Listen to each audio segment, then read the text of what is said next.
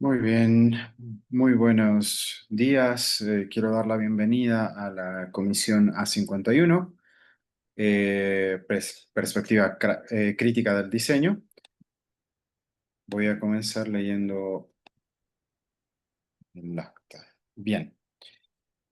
Esta es la 16ª edición del Congreso de Enseñanza del Diseño. Su gestión se realiza en el marco del Instituto de Investigación de la Facultad de Diseño y Comunicación de la Universidad de Palermo.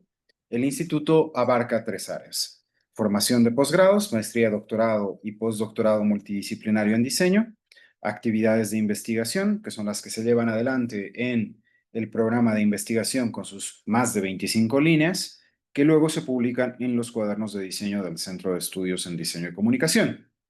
Actividades de difusión y proyección, como este congreso, la red de investigadores en diseño, a la que invitamos a que se sumen, entre otras. En síntesis, desde las muchas actividades del Instituto de Investigación, ofrecemos capacitación de posgrado hasta postdoctorado, publicaciones para difundir sus investigaciones y un espacio como la red de investigadores a la que sumarse y dar a conocer sus trabajos. En ese sentido, el Congreso, como espacio de difusión y proyección, tiene como finalidad compartir experiencias, planificar acciones conjuntas, plantear temas relevantes y concretar proyectos académicos e institucionales destinados a enriquecer la formación de los diseñadores del continente e impactar favorablemente en la calidad del ejercicio profesional de todas las áreas del diseño y la comunicación. En ese marco, por tanto, quiero dar inicio a la Comisión A51, Perspectivas Críticas del Diseño. Eh, Bien, mi nombre es Andrés Laguna, yo voy a ser su moderador. Justamente ahora quiero recordarles que tienen más o menos 10 minutos. Lamentablemente yo voy a ser un poco molestoso cuando estén rayando el tiempo, se los voy a hacer recuerdo, para que todos podamos exponer con comodidad. Bien, quiero comenzar invitando a Gabriel Bergman Borges Vieira, del Brasil. Él tiene una ponencia que titula Inmediatismo e Design, una reflexión sobre tiempo, proceso y complejidad. Gabriel, nuevamente nos encontramos. Te escuchamos y Boa, muchas gracias por tu exposición. boa tarde, Andrés. Vou compartilhar. Inicialmente, agradeço à Universidade de Palermo, por esse espaço de compartilhamento de reflexões e me lanço a trazer algumas provocações. Esse meu trabalho, sobre mediatismo é resultado de algumas reflexões de sala de aula nas disciplinas de projeto que eu atuo como professor, ah, no Rio Grande do Sul, na Universidade de Caxias do Sul. Eu sou doutor em design pela URGS, mestre em design pela Unicinos e graduado em design pela UBRA, três instituições aqui do Rio Grande do Sul, e eu atuo em Caxias do Sul e Bento Gonçalves, Serra Gaúcha, como professor do curso de design da Universidade de Caxias do Sul. Vou apresentar em português, mas elaborei aqui um texto em espanhol para facilitar a compreensão. A ideia do imediatismo, relacionado às práticas de projeto em design, especialmente em sala de aula, é um tema que nos desafia bastante. O conceito de imediatismo se refere a uma orientação cognitiva marcada por uma busca de gratificação instantânea, a exigência de resultados rápidos e a tomada de decisões desvinculadas de análises de longo prazo. Então, essa questão do ritmo acelerado tem contribuído pela fragmentação dos saberes e o enfraquecimento das capacidades de aprofundamento e pensamento crítico, devido à superficialidade, à visão superficial e à questão da aceleração pela busca de informação, ao mesmo tempo que temos uma sobrecarga de informação. Nesse sentido, esse ritmo acelerado tem. Deixa eu passar aqui. Perdão. traz uma mudança de paradigma que impacta as práticas contemporâneas, entre elas o âmbito do design, né? Atividade projetual. O design, entendido como uma prática de projeto, um processo de projeto, exige uma visão de longo prazo, a construção de um repertório e desenvolvimento de competências de análise, criatividade e crítica. Então, essa questão de competência analítica é um ponto que é necessário a gente refletir bastante. A, a visão sistêmica, a capacidade de lidar com a ambiguidade e a incerteza exige tempo, reflexão e disposição para experimentação. Aqui, referenciando algumas linhas de pesquisa, e esse imediatismo é antagônico no que diz respeito a um pensamento projetual.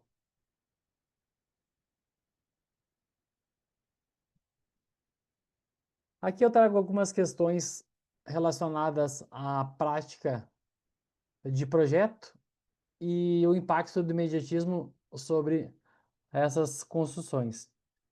O primeiro aspecto é a questão do repertório e aprendizagem.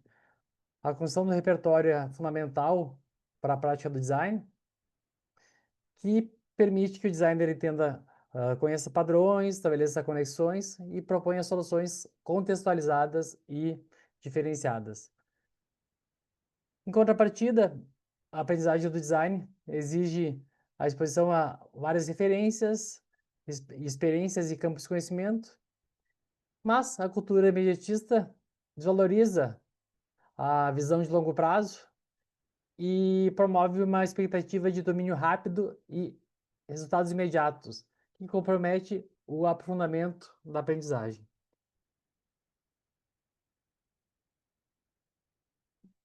Qualidade das soluções. O processo de design implica diferentes etapas que envolvem pesquisa, síntese, passando pela geração e prova de ideias, e cada fase requer tempo para maturação. O comportamento imediatista tende a acelerar o processo e prioriza a execução rápida em detrimento de análises e experimentações, que pode comprometer o resultado. Reflexão e abstração também.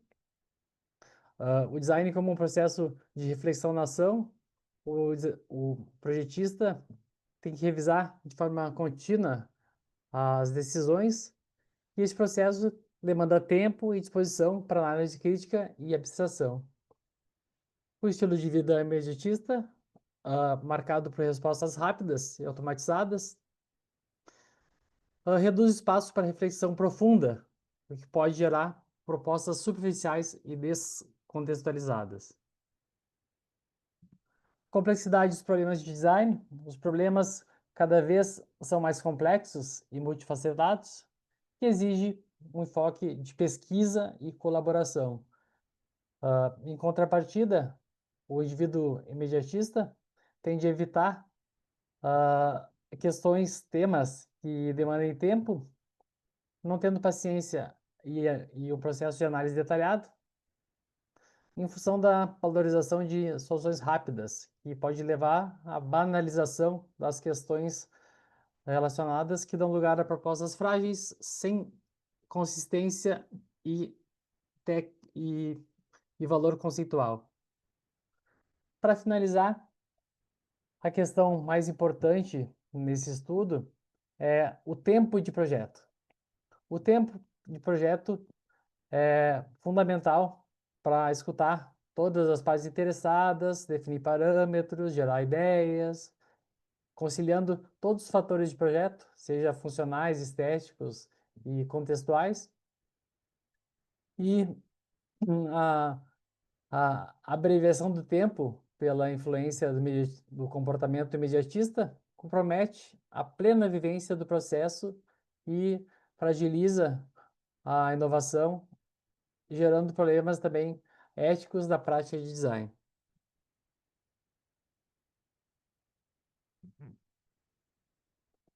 Considerações finais: o profissional de design deve preservar a integridade dos processos, respeitando o tempo necessário para a concepção de soluções relevantes, éticas e inovadoras.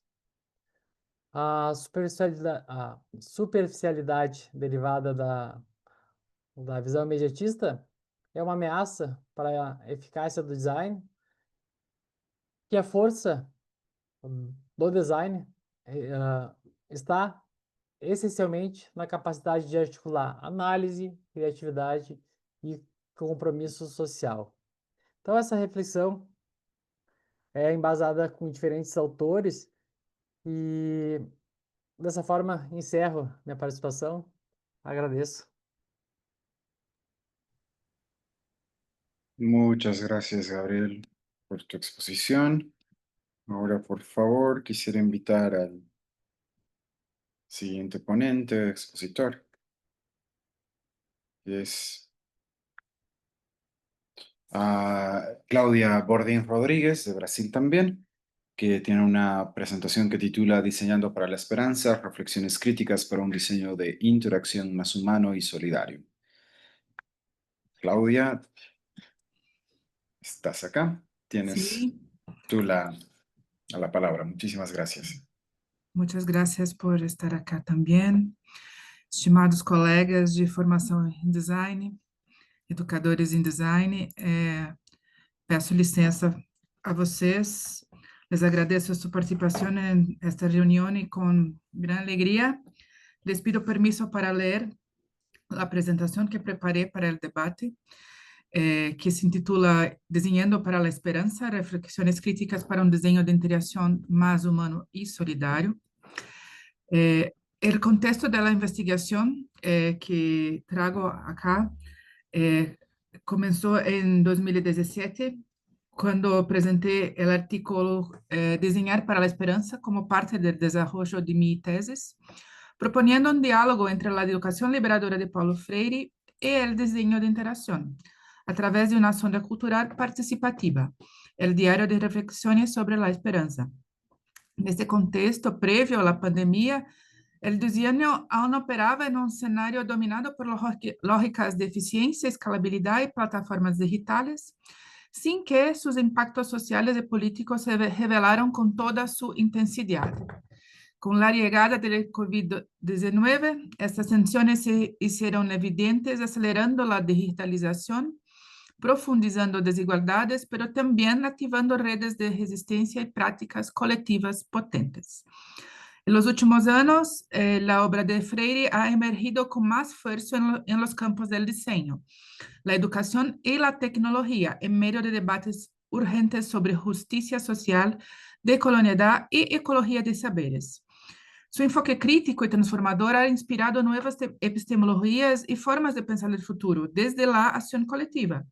Paralelamente, el diseño de interacción se enfrenta a desafíos complejos, pero que las prácticas de diseño participativo, las relaciones entre tecnología y sociedad y el escenario pós-pandemia han trazido para nosotros. Ante esse panorama, este capítulo propone uma atualização daquela investigação, perguntando como desenhar para a esperança hoje. A proposta invita a reimaginar o desenho com uma prática situada, afetiva e comprometida que cultive a esperança como força viva em meio das crises. Paulo Freire aborda a esperança como uma emoção, não como uma emoção abstrata, sino como uma categoria ontológica, epistemológica e política. Como lo apresento no slide com as palavras de Giroux e McLaren. Henri Giroux e Peter McLaren, que são educadores críticos da pedagogia materialista dialética. Em Pedagogia del Oprimido e Pedagogia de la Esperança, a esperança aparece como um gesto ativo, vinculado à ação transformadora e ao compromisso com o mundo. Esperançar, em la visão de Paulo Freire, é verbo em movimento, que camina con el sueño y la indignación, realizado en el encuentro, el diálogo y la praxis.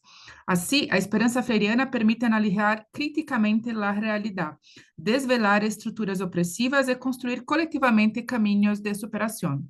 Así como McLaren y Giroux fortalecen esta perspectiva al situar la esperanza como eje de la pedagogía crítica, una fuerza insurgente, una afirmación de sujetos históricos y una capacidad anticipatoria para imaginar futuros posibles. Para Giroux, sin esperanza no hay base para la resistencia, pues ella se opone directamente al cinismo neoliberal y las formas de deshumanización.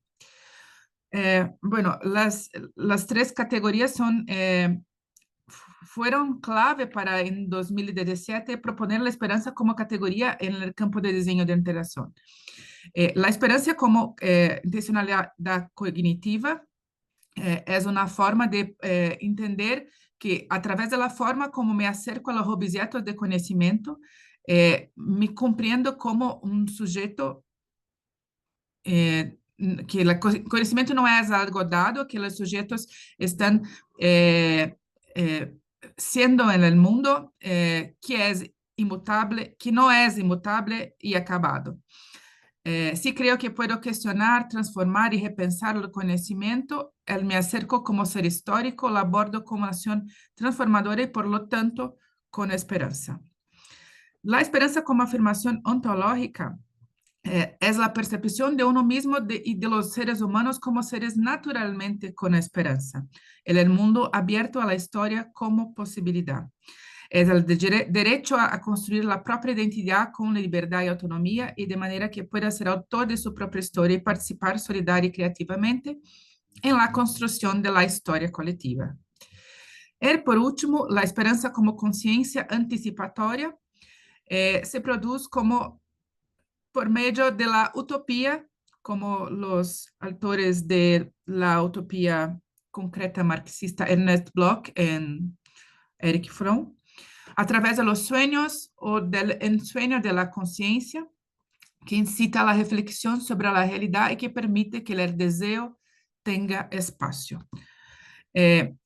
Por tanto, las cuestiones que fueron centrales discuten qué futuro queremos proyectar, principalmente considerando el contexto de diseño de interacción, que aunque emergente en aquel momento de 2017, a propuesta dialogaba con movimientos dentro del propio HCI, Human Interaction Design, que comenzaban a cuestionar enfoques funcionalistas y tecnicistas. La tercera ola del HCI, Human Computer Interaction, trajo consigo preocupaciones con la subjetividad, el contexto social y las dimensiones afectivas y culturales de la tecnología, abrindo espacio para temas como valores, ética, cuidado y esperanza. Autoras como Christina Hook, Sharon Bardsell, Phoebe Sangers impulsaron formas más humanizadas y plurales de diseñar, donde emociones, cuerpos, experiencias y el buen vivir pasan a ser centrales en el proceso de diseño. Por tanto, ¿cómo pensar el proyecto? Pensar que la esperanza por sí sola, esta es una frase de Freire, pensar que la esperanza por sí sola transforma el mundo y actuar impulsionado por tal ingenuidad es una excelente manera de caer en la desesperación, el pesimismo y el fatalismo. Pero ignorar que la esperanza en la lucha por mejorar el mundo, como si esta pudiera reducirse únicamente a actos calculados, y la pura cientificidad es una ilusión frívola. Por tanto, en la percepción dialéctica, el futuro que soñamos no es inexorable. Tenemos que crearlo, producirlo, o no sé qué se materializar como más o menos lo debemos. Es cierto que no debemos hacerlo arbitrariamente, sino con los materiales, con los recursos concretos que tenemos y sobre todo con el proyecto, con el sueño por el que luchamos. Hay que pensar también que desde 2017 el mundo ha pasado por transformaciones profundas que impactaron las prácticas del diseño, la educación y el uso de tecnologías digitales. La pandemia funcionou como catalisador de uma série de crises entrelaçadas, que expuseram de forma contundente as fragilidades e desigualdades de los sistemas existentes. Acelerou processos a pandemia, né, no campo de desenho, acelerou processos de digitalização, pero também revelou os limites das soluções tecnocêntricas e descontextualizadas. Em termos tecnológicos, vivimos uma aceleração da adoção de inteligência artificial generativa, plataformas de vigilância e sistemas de recomendação baseados em dados imersivos e massivos. Para Zuboff, esse processo da forma a lo que denomina capitalismo de vigilância, em la qual as experiências humanas se convertem em matéria-prima gratuita para alimentar modelos preditivos e comerciais. Essas tecnologias operam com opacidade e poder concentrado, o que comprometem a autonomia de sujeitos e agravam desigualdades pré-existentes. Na prática do desenho, isto exige uma revisão crítica sobre quem desenha, com que valores, para que corpos e com que consequências. É importante dizer que os produtos digitais também formam parte da cultura material. No obstante, em meio à crise, também emergem práticas de resistência e resistência. Autores como Escobar, Constanza Choc, e outros que comentam a possibilidade do desenho decolonial, han señalado a necessidade de reconhecer outras epistemologias de desenho, basadas em cosmologias indígenas, saberes ancestrales, práticas espirituais e formas comunitárias de produzir e cuidar do mundo. Também se destacam iniciativas sobre o desenho prospectivo, como em Brasil, os debates sobre desenho prospectivo han sido profundizados por investigadores como Fred Van Amstel, Fernanda Botter, Marco Mazarotto, Rodrigo Gonzato, entre outros, que propõem um enfoque crítico do desenho orientado à construção de futuros coletivos e socialmente comprometidos. Em suas contribuições, a esperança é rescatada como categoria metodológica e política vinculada à capacidade de imaginar e construir alternativas às estruturas hegemônicas, desde as infra e metaestruturas. Temos mundo de projetos que discutem a possibilidade aberta da necessidade de reconfigurar o desenho para que seja mais inclusivo, afetivo e orientado ao bem-estar coletivo, com ênfase no papel do desenho como ferramenta de transformação.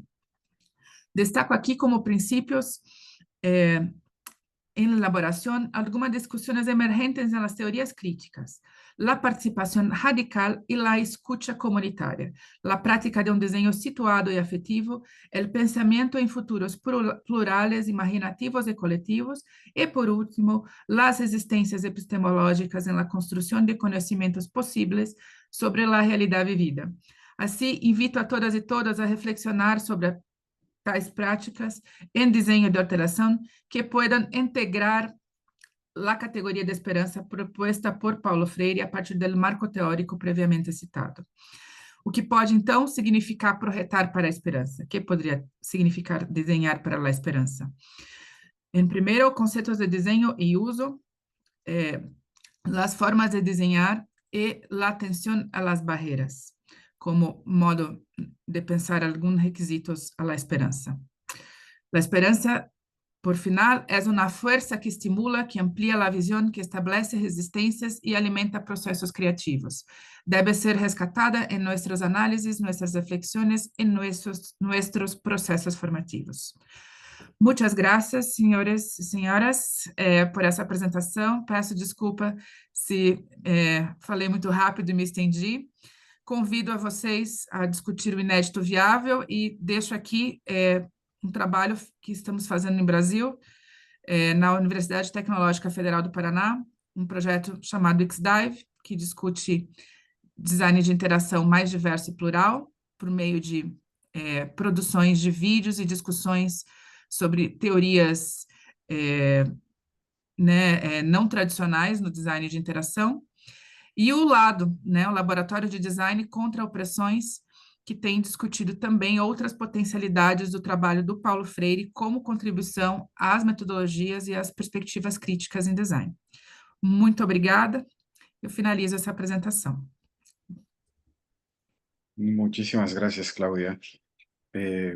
Seguramente después de la ronda de exposiciones vamos a tener la chance de poder discutir más sobre las experiencias. Y bien, ahora quiero invitar por favor a Maximiliano Draguet.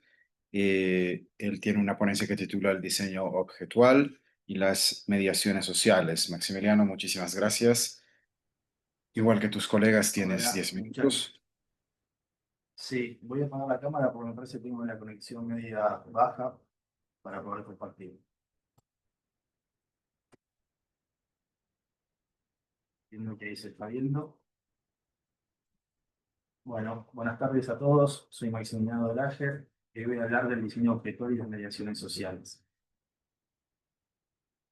Voy a presentar un análisis crítico del diseño objetual a partir de su concepción, su inserción en el entramado social y su resignificación a través de los procesos de mediación.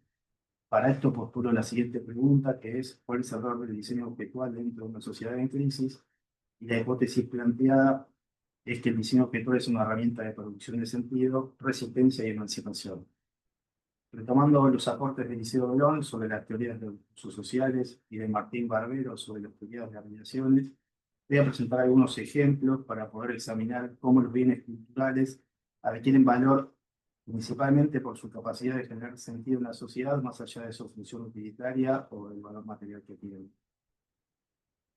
En el contexto actual, en algunos lugares del mundo, para sostener los circuitos de producción se crean necesidades a través de las tendencias, a través de la moda y la publicidad.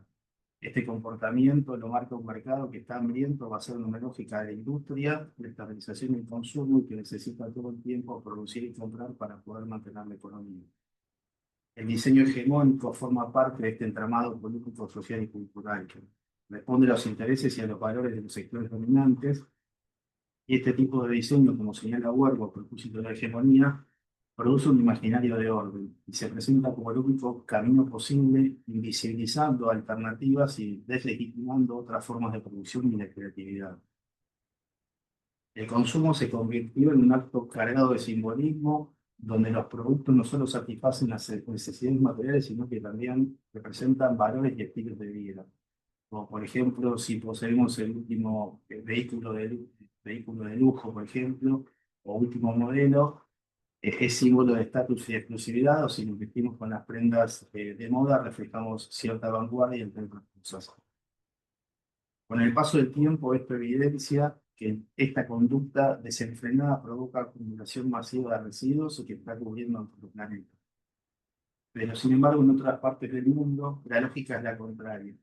La vida útil de un objeto se extiende a lo inimaginable, impulsada por la lucha contra la obsolescencia programada y el cuidado del medio ambiente, y también en algunos casos dificultades económicas, entre otros factores. En esta misma línea nace el diseño social, que es una disciplina que busca soluciones creativas y sostenibles enfocadas en el bienestar colectivo y el uso responsable de los recursos.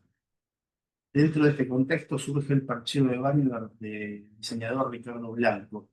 Este objeto es considerado como un diseño de culto y forma parte de lo que el autor denomina recuperados. Esto significa que son piezas que se reapropian de objetos existentes o los reutilizan de forma alternativa para poder cumplir una función nueva o mejorar la existente. En esta obra, Blanco transforma materiales sencillos mediante el uso de la ironía y los convierte en un objeto polisémico que desafía las convenciones tradicionales del diseño. En una entrevista el autor contaba que el uso de las escobillas en este producto, en esta pieza de diseño, era contradictorio a lo que nosotros conocemos, pero que en realidad funcionaba bien porque las cerdas no marcaban la ropa. En la década del 90 en Cuba, con consecuencia de la crisis material, económica y humanitaria que atravesaba el país, surgió una economía alternativa que estaba basada en la producción doméstica de objetos, a través de la invención cotidiana y de la colaboración entre vecinos. Esta respuesta creativa a la crisis abarcaba todos los aspectos de la vida, desde los medios de transporte improvisados hasta los juguetes caseros para los chicos y también en alimentos y en vestimenta. Todos cumplían un rol sustituto muy ingenioso. Estos objetos hablaban de la capacidad de transformar lo inútil en indispensable. Son testimonio de una cultura material forjada de la carencia y de la necesidad. Algunos objetos eran característicos de cada región, mientras que otros, como los que estamos viendo ahora, que se llaman la antena de bandejas, estaba hecha con platos de aluminio y se convirtió en el símbolo de la inventiva colectiva. presentes en todos los espacios públicos donde la gente almorzaba. Este objeto, reconocido por todos los cubanos, ilustraba la masificación de la creatividad. En este proceso, el pueblo cubano desafió los criterios de autoridad que suelen regir los objetos contemporáneos. Rompieron límites estéticos y económicos, superando restricciones y cualidades impuestas por el propio objeto, constituyendo una auténtica liberación moral. Uno de los objetos emblemáticos es el ventilador teléfono LT que estamos viendo en pantalla ahora. Su existencia da indicio de una cultura material híbrida, porque está constituido con una parte de un teléfono diseñado por la red de diseño y artesanía cubano, ensamblada en el cuerpo de un ventilador soviético marca órbita y con un disco de pasta calado en forma de hélice. Estos objetos improvisados son manifestaciones de autonomía y a través del reciclaje convirtieron lo que denomina Bourdieu la necesidad en virtud. Son símbolos de resiliencia, la marca y la pertenencia de una comunidad que ante la falta de recursos respondió con ingenio y con solidaridad. Bautizados por Ernesto Orosa como los objetos de la necesidad y de desobediencia tecnológica porque trascienden su función práctica para convertirse en un artefacto político y cultural que cuestionaba la hegemonía del diseño industrial y celebraban la agencia popular y subalterna frente a la crisis. La teoría del discurso de Liceo Durán nos ayuda a entender que tanto el diseño social como el hegemónico constituyen discursos en disputa, que construyen y negocian sentido sobre la utilidad, el valor y el rol social de los objetos. El diseño social, a través de sus prácticas creativas y de bricolage, plantea un discurso alternativo que cuestiona la lógica del consumo masivo y la estandarización, reivindicando la capacidad de las comunidades para producir y transformar su entorno. Desde la perspectiva de las mediaciones culturales de Jesús María Verón, el diseño social emerge como una mediación activa entre las condiciones materiales de un contexto y las prácticas culturales de sus actores. En el caso del ventilador teléfono IP que vimos hace un rato, la escasez y el bloqueo económico, además de provocar restricciones, también funcionaron como estímulos para la creatividad popular, que resignificaba objetos tecnológicos obsoletos para satisfacer necesidades concretas. Esta mediación no solo produce un artefacto funcional, también genera un espacio simbólico de resistencia y autonomía, donde la cultura popular se apropia y transforma la tecnología bajo sus propias reglas y saberes. Para finalizar esta ponencia me gustaría decir que pensar el diseño desde esta perspectiva nos invita a reflexionar sobre su potencial para abordar desafíos contemporáneos como el cuidado del medio ambiente y el fortalecimiento de las economías populares. El diseño social, al priorizar la reutilización, la reparación y la adaptación de materiales, entre otras cosas, se alinea con los principios de sostenibilidad y de economía circular que resultan cada vez más urgentes en un mundo marcado por la crisis ecológica. Reconocer y valorar las soluciones surgidas en contextos populares permite cuestionar la centralidad del diseño hegemónico y abrir el campo a la diversidad de saberes, prácticas y formas de vida. La experiencia cubana en el denominado periodo especial en tiempos de paz es un ejemplo de cómo el diseño puede ser simultáneamente una práctica creativa ilimitada, pero sobre todo una vía de resistencia, adaptación, empoderamiento y esperanza frente a los desafíos del tiempo. Muchas gracias.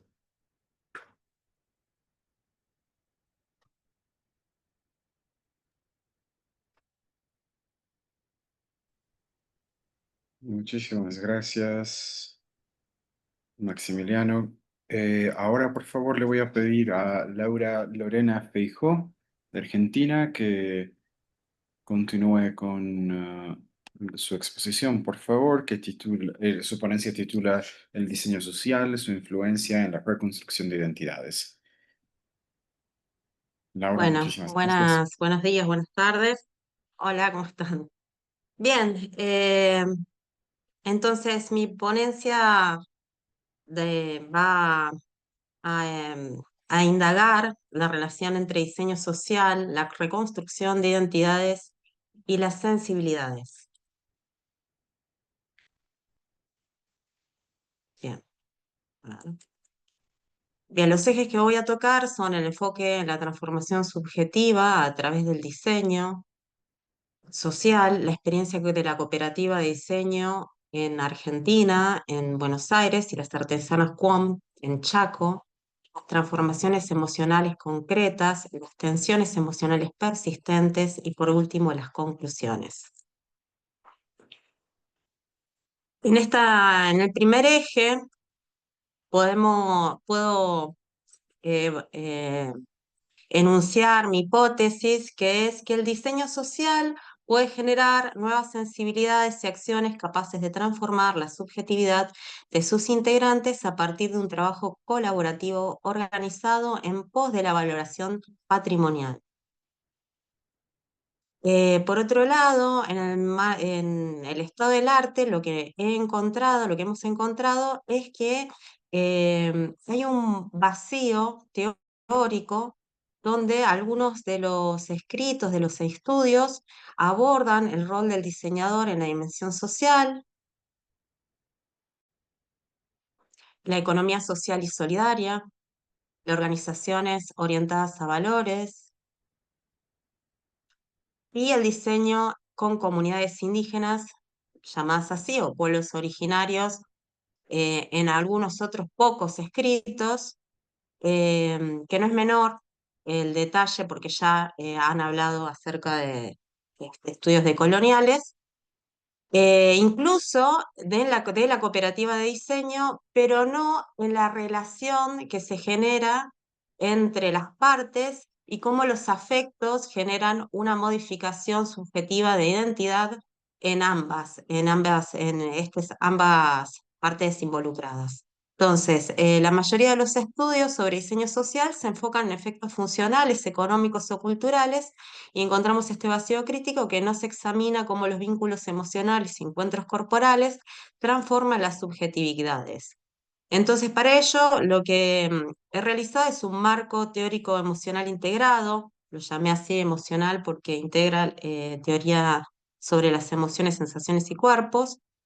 Em, Integré afectos y corporalidades por Escribano, que es un sociólogo argentino, ¿no? Que él lo que enuncia es que los encuentros entre los cuerpos modifican las capacidades de acción, ¿sí? Pero se centra en el encuentro, en ese entre. Los cuerpos son el locus de las emociones como el efecto de la dialéctica entre afección, sensación y emoción.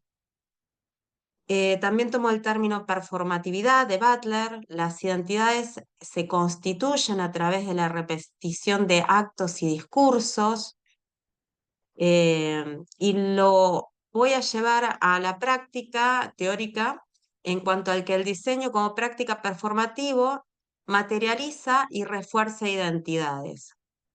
Los procesos participativos reconfiguran roles de experto y usuario.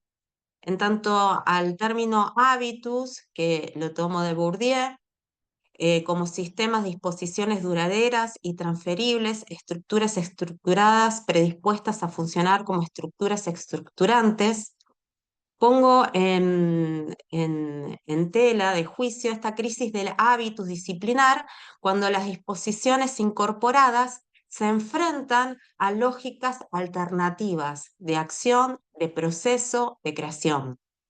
Y por último, el concepto de micropoder de Foucault, identidad dinámica. El concepto de poder en Foucault, lo micropoder, lo aplico en tanto el cuerpo como lugar privilegiado donde se inscriben las relaciones de poder, las relaciones micropolíticas que conforman subjetividades en encuentros interculturales, y eso es lo que voy a indagar en el estudio. En cuanto a la identidad dinámica, tomo a Turén, la subjetivación implica la redefinición constante en relación con el contexto social, y uso esta palabra reconstrucción y el re entre paréntesis para evidenciar la tensión entre continuidad y transformación.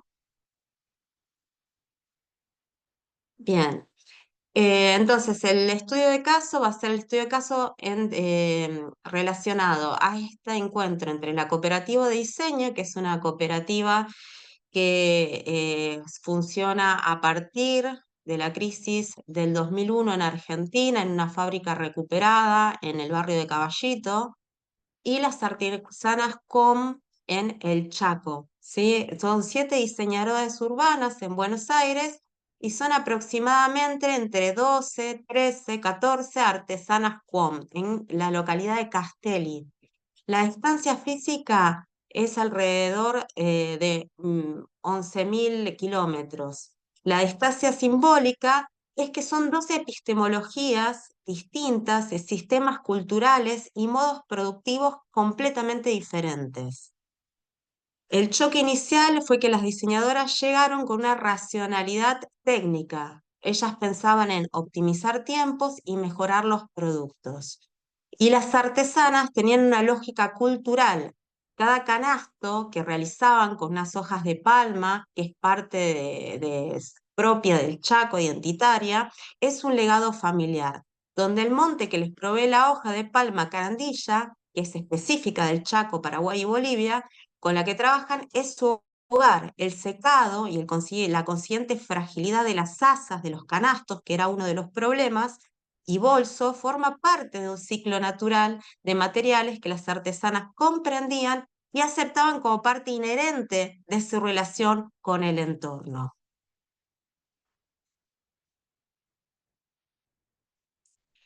Los momentos emocionales transformadores, podríamos decir que fue el momento de crisis del hábitus, el primero, el testimonio clave de una de las diseñadoras cuando se encuentra con esta otra, con este otro cultural, se pregunta, con esta información, ¿qué hacemos? Y esto tiene un significado teórico en la crisis de disposiciones incorporadas durante la formación académica, estas disposiciones racionales, técnicas, eficientistas. El impacto emocional, las estructuras mentales eficientistas chocan con otra lógica cultural, tradicional y ancestral y hay también se aborda la performatividad en tanto que los roles tradicionales de experto-usuarios se desestabilizan. El encuentro corporal y los micropoderes también tienen acá en este encuentro, se ponen en cuestión.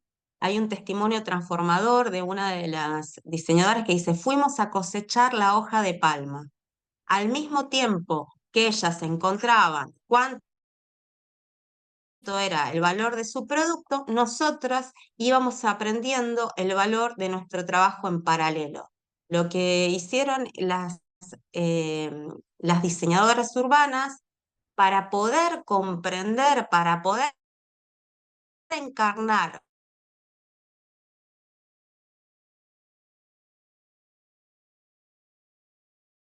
cuál era el valor que estas artesanas que las artesanas hacían o no. Entonces hay una dimensión teórico-emocional, los afectos, el encuentro entre cuerpos modifican capacidades de acción, el cuerpo de las diseñadoras aprendió el valor del trabajo ancestral, las relaciones de poder asimétricas se horizontalizaron en este aprendizaje durante la práctica corporal compartida. No fue una transferencia de información, sino una transformación subjetiva mutua, y hubo en ambos grupos nuevas identidades colaborativas. Se generaron en este encuentro unas nuevas identidades que no son solamente individuales, sino que son sociales. Se están hechas en el encuentro, por lo tanto,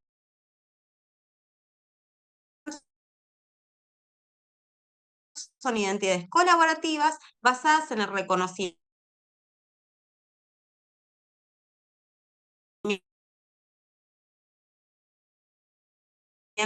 recíproco. Un legado familiar. Para ellas, que cada una sea la productora de canasto, tenía que ver con eso, con la visión del trabajo, de hacer efectivo el trabajo por medio de la edición. Empezaron a comprender que el hecho de que una sola artesana haga todo el trabajo, recolección de la hoja, creación del canasto y demás, tenía que ver con un valor propio de la comunidad. Entonces, el reconocimiento del valor cultural, de alguna forma, performa nuevas identidades profesionales en las diseñadoras. Las diseñadoras abandonan la lógica eficientista y se establecen nuevas relaciones de poder mayormente horizontales. En tanto, las transformaciones emocionales concretas la crisis del qué hacemos con esa información en las diseñadoras, según la entrevista mencionada, genera una apertura emocional que permite el aprendizaje situado. Hay una experiencia corporal de cosechar la palma que se inscribe en un conocimiento en donde que está en ese ahí, en ese estar, en ese contexto y no en otro, ¿no? En relación. Entonces fuimos a cosechar la hoja de palma y ellas se preguntaban, ¿cuántas hojas se necesita? ¿Cuánto tiempo se cosecha? ¿Cuántas horas de trabajo llevó a hacer ese canasto? Dicen, nosotras íbamos aprendiendo la experiencia con la comunidad Cuom. Hay un reconocimiento también por parte de las diseñadoras de la violencia simbólica previa documentada en el ensayo que generé, que producí, que les genera a ellas mismas una reflexividad crítica. Hay un placer en la horizontalidad también expresa, ¿no? La experiencia de no saber y aprender desde el cuerpo genera satisfacción profesional distinta al expertise técnico. En cuanto a los indicios de las transformaciones en las artesanas Cuom con posible impacto afectivo, el impacto afectivo en las artesanas no lo pude medir porque no pude viajar hacia Chaco, es la visibilización identitaria a través de las etiquetas que se generan en los canastos, que antes no estaban, acá podemos ver una, la transición del intercambio inequitativo, en donde ellas antes la transición o el intercambio entre estos productos con los proveedores, que son comercializadores también, o sea, les proveen a ellas algunas materias primas o algunos productos o bienes, y ellas le dan estos canastos en forma muy inequitativa. Entonces empezaron, mediante esta red de circulación y de intercambio, a poder a empoderar un intercambio equitativo. Fortalecimiento intergeneracional en la producción, dado que generaron que generaciones más jóvenes se integraran al proceso productivo mediante la circulación o la visibilización de producto mediado por redes sociales, y la resistencia técnica cultural, donde se mantuvo, las diseñadoras urbanas pudieron mantener este sistema de producción ancestral, fortaleciendo mediante otros dispositivos la circulación, la producción y el reconocimiento de sus productos. Bien, en los indicadores de impacto podemos ver la continuidad emocional y el reconocimiento entre las dos partes. Según Eugenia de la cooperativa, dicen, por lo general es un impacto mucho más cualitativo el indicador. Algunos indicadores podrían ser la continuidad de los vínculos, el deseo de volver a trabajar juntas y el reconocimiento mutuo.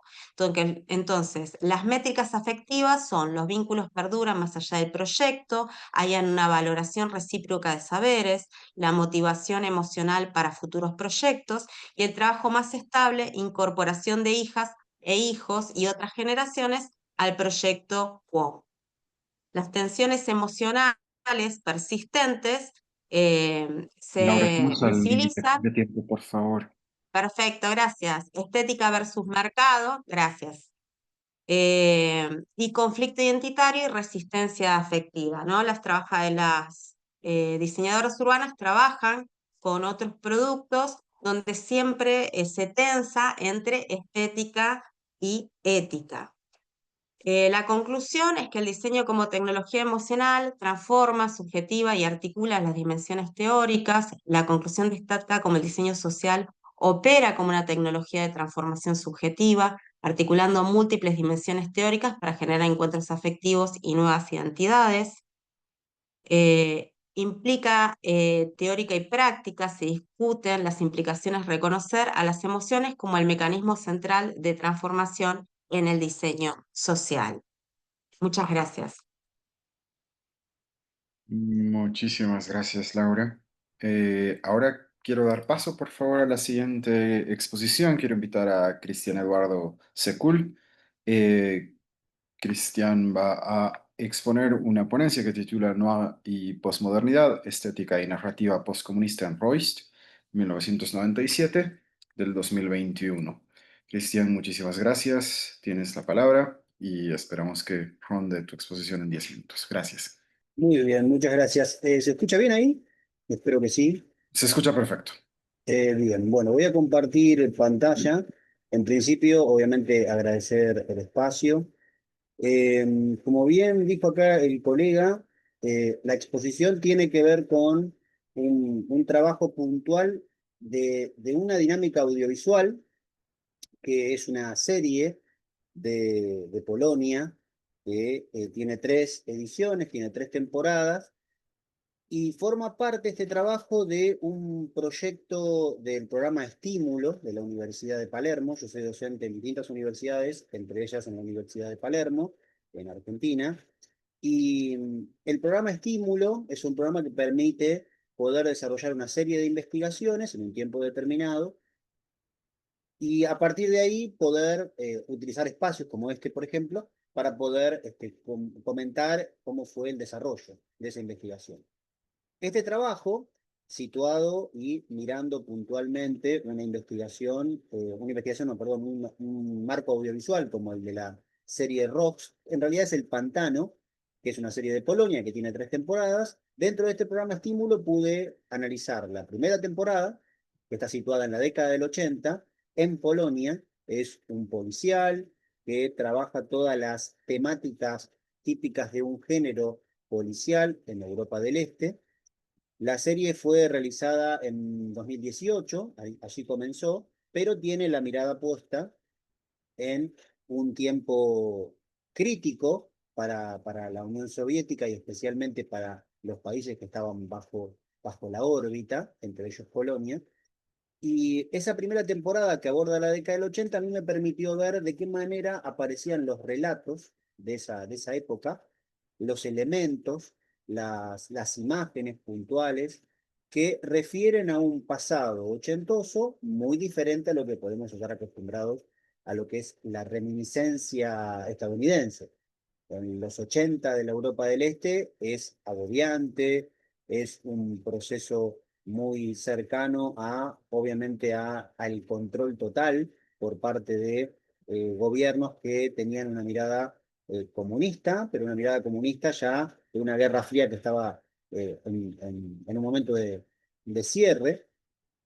La primera temporada me permitió ver, bueno, de qué manera dialoga esta estética noir o noir, para decirlo más rápidamente, y de qué manera también se pueden ver paisajes y discursos de una época ochentosa que, sin embargo, tras el cierre del comunismo o la caída del comunismo, durante los 90 también persistió. Y ahí me permite a mí conectar con la segunda temporada, y acá viene este análisis, que tiene que ver con el género policial de esta serie, que está situado en 1997, publicado en 2021, nosotros lo tenemos acá en Argentina mediante Netflix, y El Pantano trata de hacer un diálogo entre una estética policial oscura y una estética, le denomino, postcomunista. Esta es la portada, acá tenemos tres integrantes de la serie. Las 2 personas que están detrás, los 2 masculinos, las 2 personas hombres, están también en la primera temporada, pero acá se inserta la presencia de una protagonista policial, una policía, que puntualmente lo que hace es también desenredar una serie de situaciones que siempre están vinculadas a un crimen. Tanto en la primera temporada como en la segunda temporada hay crímenes que surgen y está la dificultad para entender cómo sucedió, qué sucedió, quién fue, pero casi que esa sería como una especie de anzuelo, porque en verdad lo que sucede mucho en la serie es cómo se evidencia el paso del tiempo y de qué manera un país como Polonia, pero podemos trasladarlo a cualquier país de Europa del Este, tiene diferentes tensiones con ese presente postcomunista. Mientras que en los 80 se miraba mucho la presencia agobiante de una caída comunista.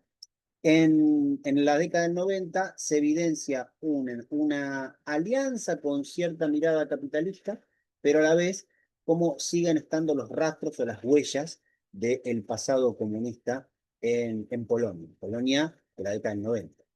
Entonces, en reglas generales, es una serie polaca situada en un contexto postcomunista. Yo entiendo que, y acá tiene que ver con la investigación, se resignifica la estética policial o la estética de policial denominado negro para narrar la transición cultural. Ahí lo planteo como pregunta, pero efectivamente sucede así. A mí me interesa ver cómo Rost o El Pantano 1997, la segunda temporada de la serie, reinterpreta una estética policial. Y aparecen claves para expresar tensiones con ese postcomunismo. Una situación en realidad de camino muy frenético hacia el capitalismo con la aparición de elementos audiovisuales, digitales, que tienen que ver con una apertura que tiene Polonia en ese contexto, pero a la vez también con ciertos vicios pasados, con ciertos aspectos residuales o espantos, podría situarse con una autora argentina que se llama Silvia Schwarzbach. Pero puntualmente aparece de esta manera el marco teórico trabajado en la investigación. Hay una situación en la cual tuve que reponer el concepto de posmodernidad, muy en boga en los 90, que se logra ver en la serie con ciertos relatos fragmentarios, caída de relatos, eh, personajes que son ambiguos. Hay una estética primeramente policial con mucha utilización de sombras, de humedad, de ambigüedad moral por parte también de los personajes, cierta desilusión social que se puede ver en las juventudes que aparece en la serie. La tercera temporada de esta serie, que se sitúa en la década del 2000, la primera década del 2000, se evidencia también con cierta angustia por parte de las juventudes. En esta segunda temporada que yo analicé aparece mucho la globalización, como les decía, el hecho de los aparatos renovados, tanto en la época mini componente, televisor, que va jugándose también con una memoria pasada de la década del 80, década del 70, con cierto atraso tecnológico por parte de este país, y también un discurso audiovisual muy renovado, con la aparición de televisores, insisto, con la imagen a color, pero es una década del 90 que va dialogando tensionadamente con un pasado de cierto atraso tecnológico, con un presente de avance tecnológico, pero sin embargo con una identidad y una transición crítica dentro de un país como Polonia, que es lo que expone la serie. Y tiene como una especie de narrativa posmoderna que yo pude ahí identificar. Acá vemos una parte, como se ve, van a poder ver las paredes. Esto tiene que ver con una comisaría puntual dentro de la serie. En el medio está la protagonista principal de esta segunda temporada. Tenemos aquí a sus compañeros al lado, pero hay toda una estética lúgubre, habitualmente con muy poca luz, o a veces con situaciones de o luz cálida o directamente instancias más lúgubres dentro de los paisajes. Brevemente, entiendo que la estética policial más de thriller es utilizada como lente, hay una mirada muy crítica sobre eso. Como les decía, hay ambientes densos, narrativas fragmentadas, personajes que no logran desarrollar una explicación puntual, hay mucho suspenso, mucha situación de no contar del todo lo que sucede. Es un código clásico que podemos situar en películas policiales de los 50 en Estados Unidos, que se readaptan a esta Polonia en los 90 mediante esta serie. Un versus constante entre el pasado comunista y un presente con cierta estética neoliberal, atravesando a la Europa del Este del contexto. También, en segundo lugar, una escenografía y fotografía muy bien ambientada de época, de los 90. Si uno logra ver las tres temporadas, puede ver en la primera temporada ciertos códigos de los 80, en la de los 90, códigos puntuales de la globalización, y en la del 2000, ciertas situaciones en las cuales se evidencia problemáticas de esa primera etapa del 2000, en la cual hay un avance total de lo audiovisual, pero también juventudes que no logran encontrar situaciones de empleo, por ejemplo, tienen crisis de empleo puntualmente. El Bosque, yo les dije que se denominaba El Pantano, la serie en América Latina especialmente. El Bosque es un lugar con mucha situación de suspenso, con sombras, con fantasmas. No fantasmas, quiero decir, de películas de terror, sino fantasmas metafóricos. Hay trauma, hay memoria también, que tiene mucho que ver con ciertas situaciones no saldadas en esa Polonia que tiene una caída de un régimen comunista y un avance hacia el capitalismo. Hay una paleta gris y verde que todo el tiempo trata de identificar una atmósfera de desencanto ahí. Y como les decía, la tecnología y los medios como una huella de los 90. Para ir cerrando, los personajes están en crisis. Son personajes que tienen ambigüedades, contradicciones con sus propios trabajos, especialmente los policías, pero también los periodistas, la política. Hay todo un halo de corrupción que está dando vuelta alrededor todo el tiempo, con algunos personajes que intentan salir de ese bucle, pero hay una subjetividad en tensión también porque forman parte de cierta situación crítica. Ahí dialoga mucho con ciertas escenas también latinoamericanas, la serie. Cada personaje expone un aspecto posmoderno puntualmente, desde relatos fragmentarios hasta propuestas visuales más coloridas, y también con cierta crisis de identidad, diferentes cuestiones que pueden dialogar con una mirada posmoderna. Y el espacio simbólico de un trauma histórico. Esto atraviesa las 3 temporadas.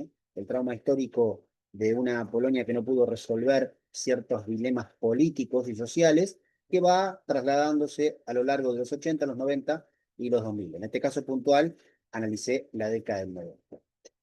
En síntesis, entonces, es una serie que interpela desde una estética y también desde una mirada política. Una mirada política que tiene cierta desazón, o cierta mirada hacia los 90 y hacia los 80, con una insistencia sobre cuánto sirvió este paso o esta transición del comunismo hacia el capitalismo, con críticas hacia los dos lados, inclusive.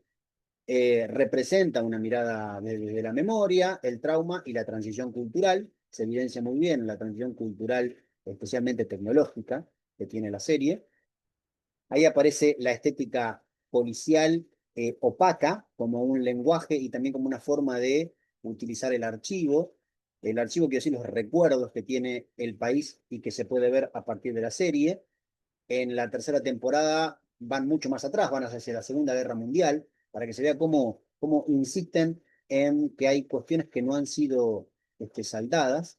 Y la posmodernidad aparece conviviendo con un colapso simbólico e institucional. Insisto que esta investigación lo pude hacer dentro de este programa de la Universidad de Palermo. Si me dan los tiempos, por ahí continúo con la tercera temporada, pero en principio a mí me parece una buena forma de entender al espacio audiovisual como un objeto de estudio.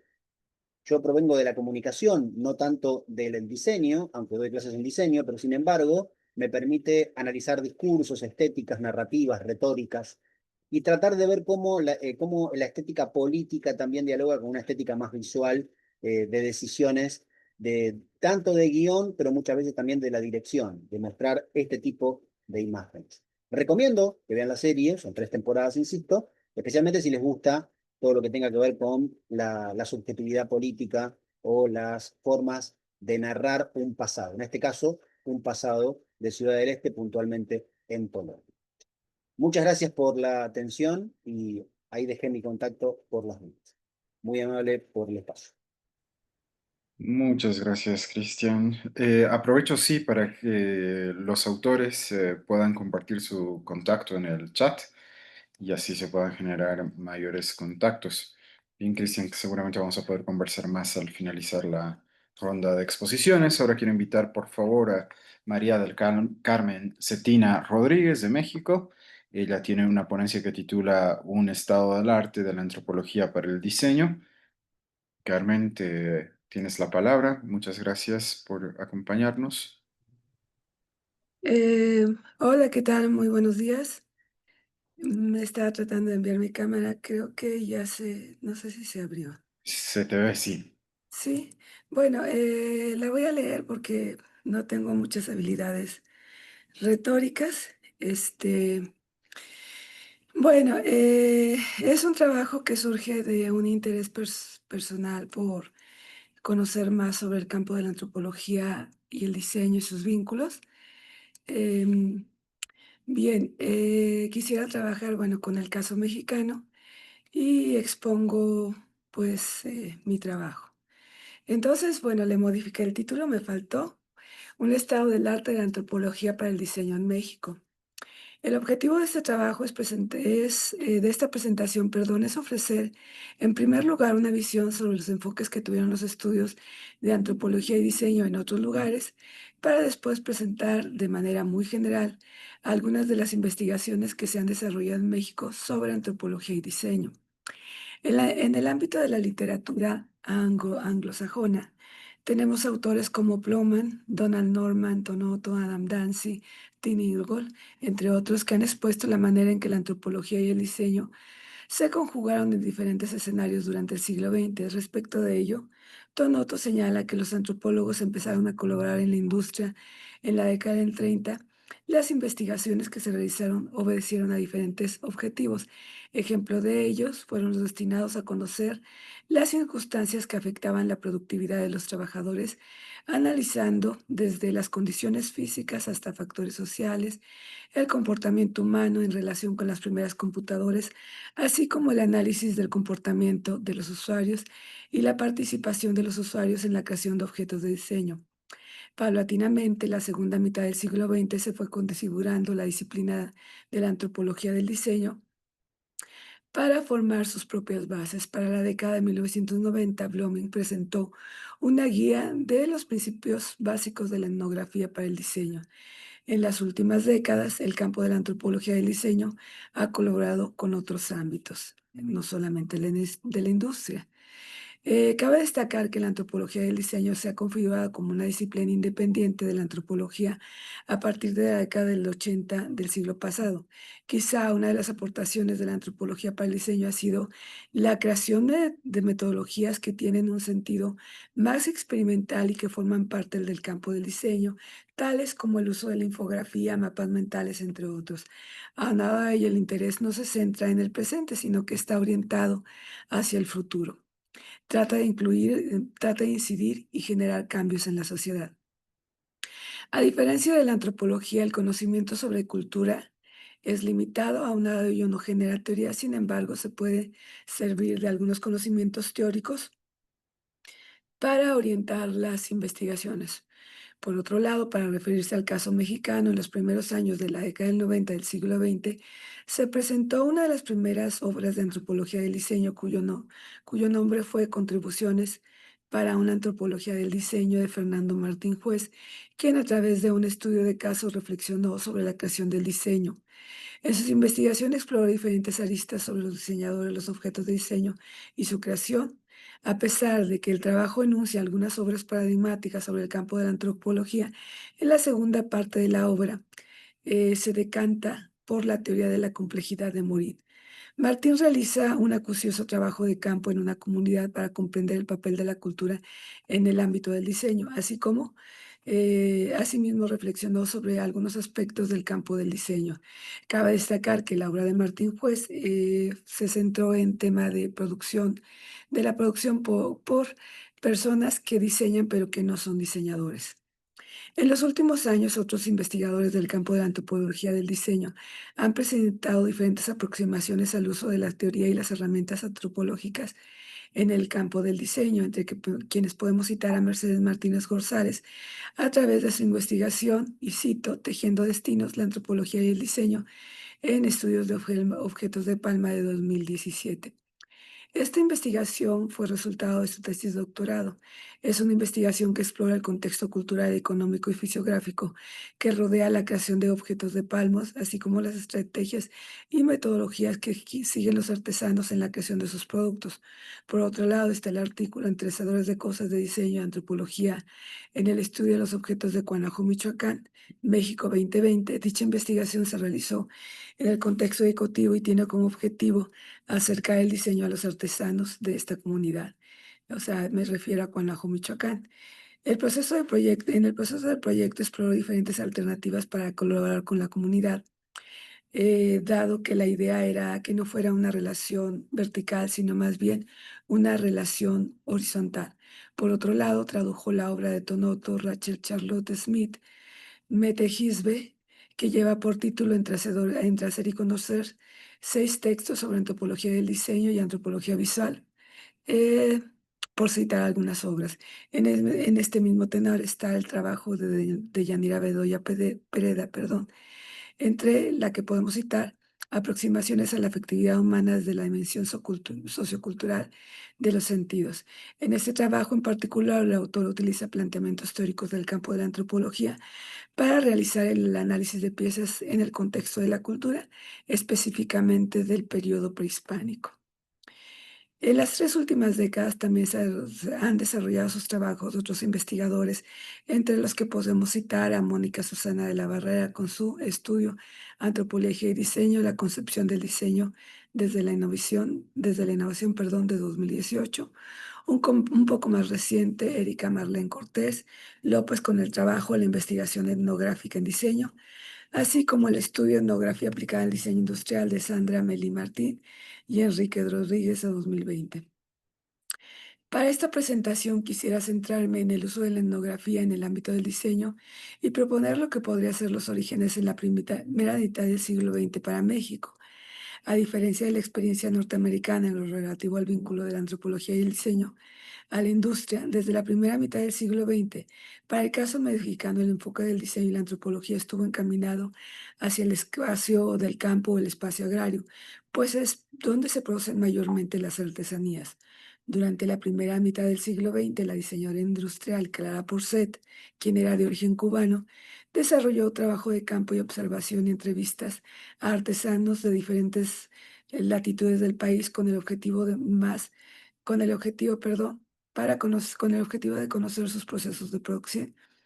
A partir del trabajo de artesanal, sustrajo ideas y experimentó con los materiales que utilizaban los artesanos para elaborar muebles que ganaron premios internacionales.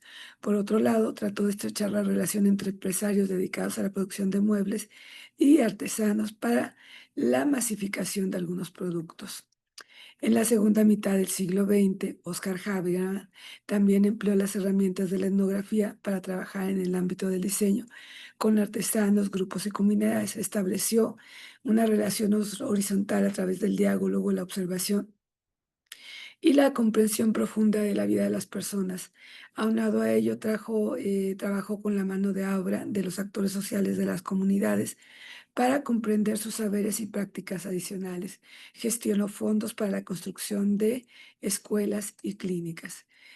Oscar Hagerman, entre otras obras, desarrolló lo que se llama la silla Rullo con artesanos de Michoacán. Y bueno, pues es una silla que se comercializó ampliamente en los mercados locales. Para la década del 90 del siglo pasado, la Universidad Autónoma Metropolitana Unidad Azcapotzalco creó el programa multidisciplinario de diseño artesanía PROMDIA en 1995. El programa en el que cada año participan 50 alumnos de las divisiones de Ciencias y Artes y Diseño, Salud y Humanidades de la UAM Azcapotzalco, realiza proyectos como comunidades de artesanos. Cabe destacar, perdón, que el programa ya alcanzó los 30 años de vida.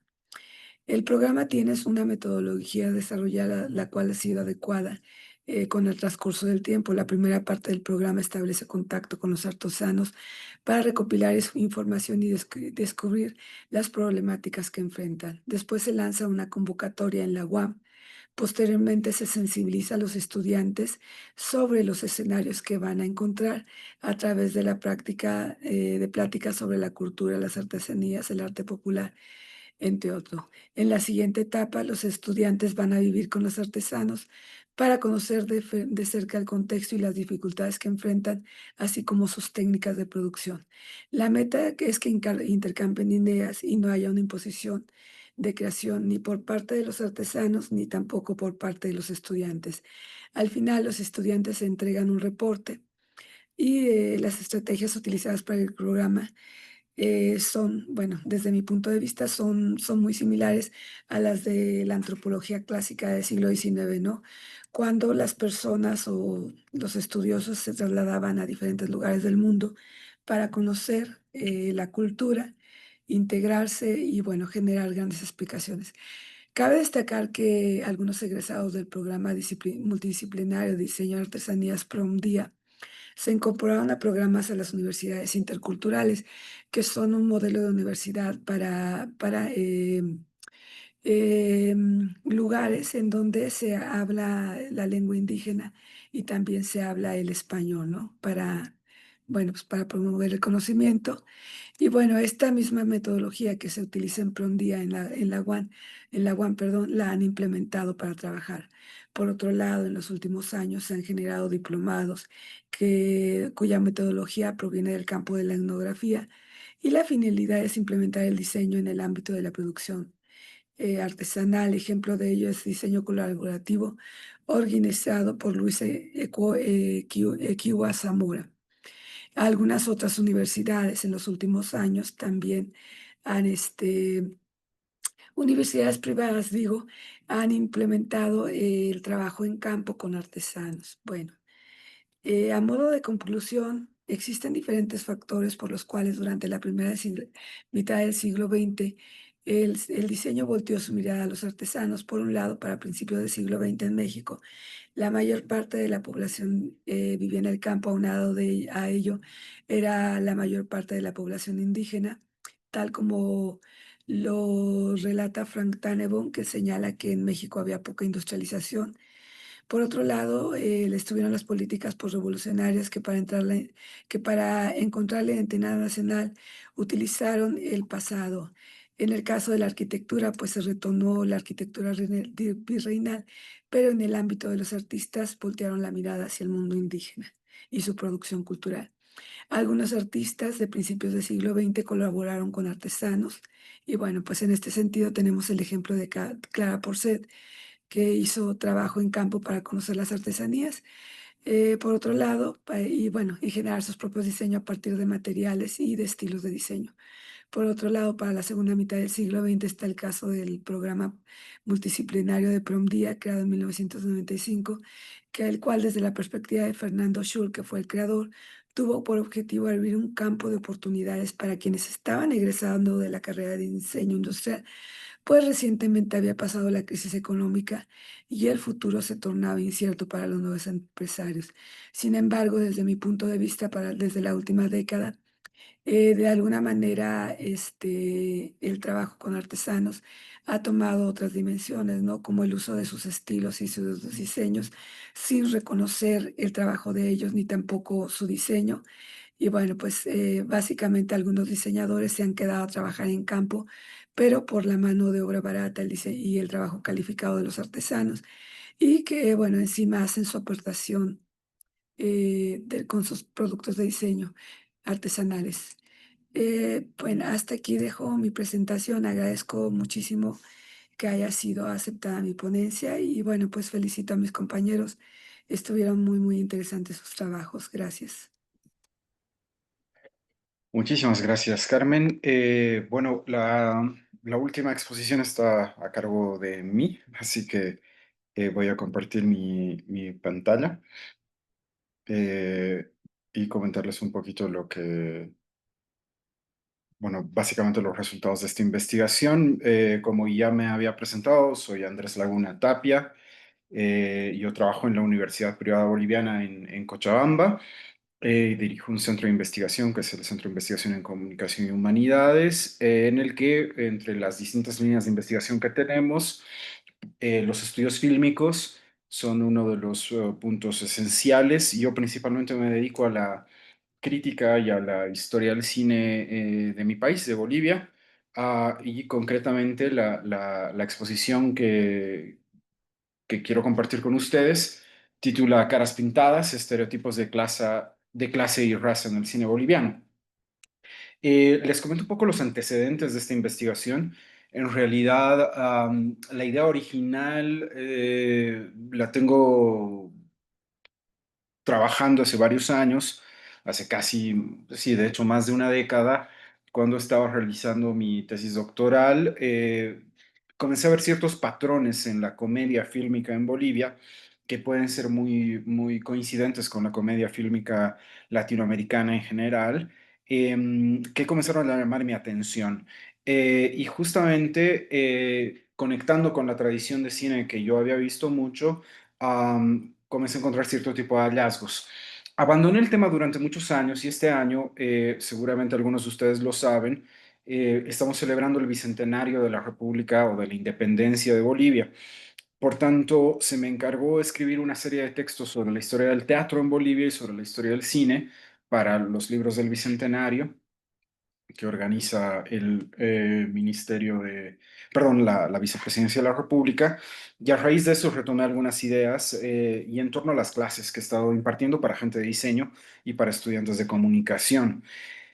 Por tanto, cuando uno escucha el título de mi ponencia, quizás puede pensar en esta película que se llama Painted Faces, que es esta película de Alex Lau, que es del periodo en el que se comienza a cerrar todo este auge, hoy ya está en bastante decadencia la wuxia en China, pero que justamente habla sobre la decadencia de la ópera de Pekín y que está conectado de alguna u otra forma, porque son estas expresiones de teatro que después van a tener muchísima popularidad, pero que van a entrar en una crisis. Pero que sí, tomo el título de eso, quiero reconocer mis deudas. Y por otro lado, aquí entramos justamente a la idea de las caras pintadas. Justamente al hacer las distintas investigaciones sobre cine boliviano me topaba mucho con cómo ciertos arquetipos de raza principalmente se van a reproducir con ciertas características y sobre todo recordando mucho al estilo de blackface que se hizo muy popular en el cine estadounidense de inicios del siglo XX, o de la primera mitad del siglo XX. No todos sabemos que la primera película sonora y muy célebre tiene una, digamos, justamente gira en torno a un personaje que es un judío que quiere performar blackface o minstrel, que es justamente el cantante de jazz, esta película de Crossland protagonizada por Al Jolson. Obviamente el minstrel tiene sus orígenes en el teatro popular del sur de los Estados Unidos. Aquí podemos ver justamente una representación de eso. Hubo un star system muy importante en torno al minstrel en los Estados Unidos. Yo llegué en realidad a descubrir el minstrel a través de una película mucho más contemporánea que es Bamboozled, esa pieza de Spike Lee, y eso me permitió comenzar a investigar mucho sobre la historia del minstrel, temas que no corresponden ahora por la restricción de tiempo que tenemos, pero justamente comenzaba a ver algunas coincidencias con cierto cine cómico, principalmente boliviano, en el que los actores que venían normalmente de clases criollo-mestizas, medias o altas, que comenzaban a representar a los indígenas o a los cholos, pintándose la cara y comenzándose a comportar a partir de cierto tipo de clichés, muy parecido a lo que se hace en el blackface en los Estados Unidos. La diferencia fundamental es que el blackface, como bien saben, hoy día está casi proscrito en los Estados Unidos y en cambio acá sigue siendo como muy popular. Ahora bien, justamente parte de la reflexión viene de una idea del Aranguay moderno. Según distintos estudios de historia del teatro en la zona andina, se solía decir que el teatro andino tenía dos géneros, precolonial, el Aranguay, que suele ser la comedia, y la huanca, que es más bien el teatro dramático. Como bien podemos suponer, en la zona andina y sobre todo digamos, en el periodo del Incario, el teatro tenía más bien fines rituales y religiosos. Sin embargo, se pueden encontrar algunos testimonios de cierto tipo de teatro cómico, que es la huanca, perdón, el aranguay y evidentemente la huanca. Y ahí justamente al hacer las investigaciones sobre teatro me topaba con esta suerte de evolución de teatro cómico en lo que en la tradición historiográfica del teatro en Bolivia se ha denominado como el teatro por un lado popular y por otro lado el callejero. Existen muy pocos testimonios sobre teatro popular antes de los años 40 del siglo XX. Casi todo lo que sabemos del teatro del siglo XIX en Bolivia está relacionado con el teatro oficial y sobre todo con el teatro que sirve ya sea a las élites liberales, que son las que van a mover la sede de gobierno de Bolivia de Sucre a La Paz, por distintos motivos que no corresponde exponer ahora, y por otro lado, evidentemente, a la iglesia. Por tanto, es un teatro nacionalista de educación cívica y por otro lado, es un teatro, sí, de inculcación de valores religiosos. Am, ya a partir de los años 40 comienza a aparecer un teatro popular. Raúl Salmón de la Barra, que fue alcalde de La Paz, fue uno de los grandes representantes del teatro popular y casi desde los años 40 comienza a tratar temas costumbristas en los que comienza a recuperar figuras muy populares, ¿no? Mi madre fue una chola, chola como muchos de ustedes deben saber, en la zona andina es la mujer de pollera, es decir, una mujer que viene de las zonas rurales, pero que utiliza, bueno, no pollera como lo utilizan en la Argentina, sino evidentemente la falda frisada que tiene origen colonial y que normalmente la utilizan las mujeres aymaras y quechuas. Y me parece interesante el siguiente título, que es la birlocha de la esquina. Birlocha es el término que se utiliza de manera peyorativa para la chola que se ha quitado la pollera tradicional y ha comenzado a utilizar un vestido más occidental. Por tanto, Raúl Salmón va a producir esta serie de obras que muy rápidamente van a pasar a la tele, va a ser como teleteatro también y van a tener muchísima popularidad. Y por otro lado está el teatro callejero. Acá les pongo el fotograma de dos personajes del teatro callejero peruanos, pero que van a ser muy populares en Bolivia y que van a imponer una suerte de modelo también de producción de teatro, ¿no? Justamente Jimena Soruco, que es una investigadora boliviana, se va a referir a este tipo de teatro como un teatro de conflicto de castas.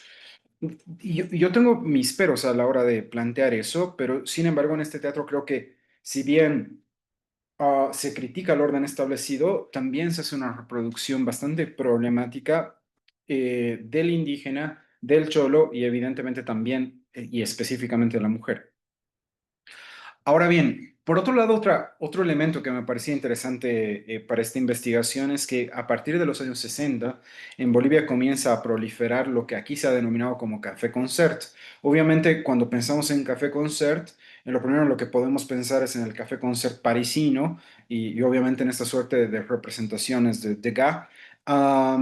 Sin embargo, en Bolivia básicamente es un tipo de teatro popular levado sí al ambiente del café concert, noche, tragos, etcétera, etcétera, etcétera, pero que es básicamente una suerte de obras compuestas por sketches cómicos en los que se radia en el cliché racial, étnico y de género para hacer una representación cómica de este tipo de personajes intercalados por números de bailes muy parecidos a los bailes de cabaret que han sido muy populares con distintas figuras a lo largo del tiempo y que siguen siendo muy, muy, muy frecuentes. Algo que sí me parece importante resaltar acá es que ustedes pueden ver claramente que los actores que interpretan esto generalmente vienen de clases medias, medias altas, blancas, mestizas, de zonas urbanas.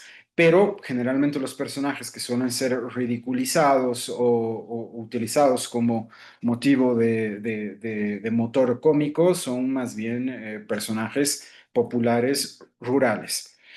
Ahora bien, ya en el inicio a ver, el único largometraje boliviano que se conserva hasta la fecha del periodo mudo es un largometraje de algo así como nuestro hombre del Renacimiento, que fue José María Velasco Maidana. Velasco Maidana era músico, cineasta, pintor, teatrero, entre otras, perdón, teatrista, entre otras cosas, pero justamente en Guaraguara y ya incluye a un personaje interesante que es el que le da el toque cómico. Guaraguara es básicamente la historia típica de princesa inca que se enamora de un conquistador muy a la Pocahontas y en la que hay un personaje que funciona como motor cómico.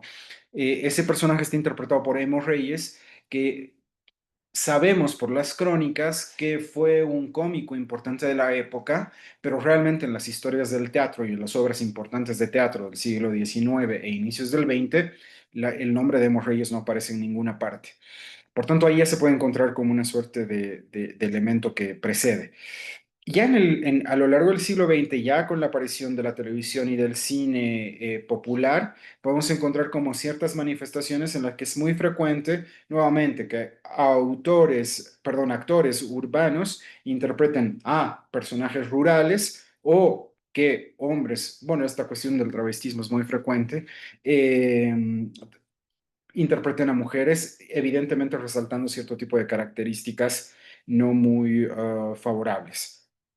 Eh, Existe también un cierto tipo de comedia un poco más elevada, con mayor grado de producción, en el que nuevamente se va a girar en torno a cierto tipo de clichés raciales. Por tanto, pintarse la cara de más moreno, hacer una suerte de brown face en lugar de blackface, va a ser algo muy frecuente en este tipo de comedia. Justamente hace varios años en otra investigación en la que trabajamos con investigadores de la Universidad Javeriana de Medellín, de Bogotá y de la Universidad de Lovaina, hicimos una suerte de caracterización del tipo de contenido que está en el catálogo de Netflix latinoamericano. Y la abrumadora mayoría de películas y de series que se encontraban en el catálogo en ese momento eran justamente comedias que rayan en este tipo de clichés. Si bien hasta la fecha no hay ningún audiovisual boliviano, 100%, digamos, producido en Bolivia y de producción boliviana que haya sido comprado para el catálogo de Netflix, a diferencia de otros servicios de streaming, sí veíamos que básicamente lo que se compra de Latinoamérica en ese tipo de mercados, evidentemente son este tipo de comedias neocostumbristas, que eso puede ser como muy llamativo. En ese mismo sentido, encontraba también en este tipo de comedias estas suertes de representaciones de género muy caricaturizadas, muy arquetípicas y evidentemente en la que los personajes buscan ridiculizar en gran medida a lo que se podría denominar como subalternos, ¿no? Bueno, lamentablemente ya me he pasado mucho el tiempo. Esta es una investigación de muchísimos años de la que podría hablar mucho más, pero no quiero abusar de mi condición de moderador para abusar del tiempo también. Y con eso quiero concluir y darles las gracias por escucharme. Ahora bien, tenemos un tiempito todavía para poder dialogar entre los asistentes y los expositores. Les voy a pedir, por favor, si tienen preguntas, quienes no tienen el micrófono habilitado, las pueden escribir por el chat. Invitar también a los expositores a que si algo les ha parecido interesante o tienen alguna duda en torno a lo que han expuesto sus colegas, por favor, hacerlas también. Y bien, yo voy a comenzar justamente haciéndoles algunas preguntas generales a todos y a ver si comenzamos la charla de esa forma. Bien, evidentemente en esta sesión digamos, el nombre de esta comisión creo que es muy descriptivo de lo que hemos estado describiendo, que es esta perspectiva crítica del diseño. Y creo que muchos han hablado del diseño social, pero también, por lo menos Cristian y yo, nos hemos dedicado a hablar un poco bueno, a criticar estas representaciones audiovisuales también.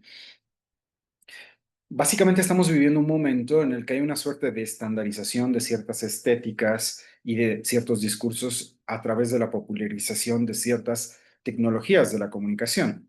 Yo he hablado de Netflix justamente y podemos ver que Netflix ya está imponiendo una estética cinematográfica, una forma de angular, o sea, ya puede ser como muy reconocible esa estética. En el diseño, evidentemente, el uso de inteligencias artificiales está homogeneizando también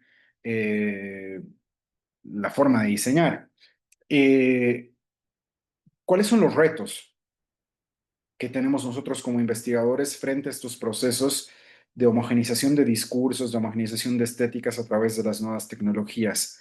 No sé si alguno de ustedes quisiera reflexionar un poco sobre eso o o cómo nos sentimos frente a estos procesos de homogeneidad estética y discursiva, tanto en el diseño como en el audiovisual o en la comunicación visual.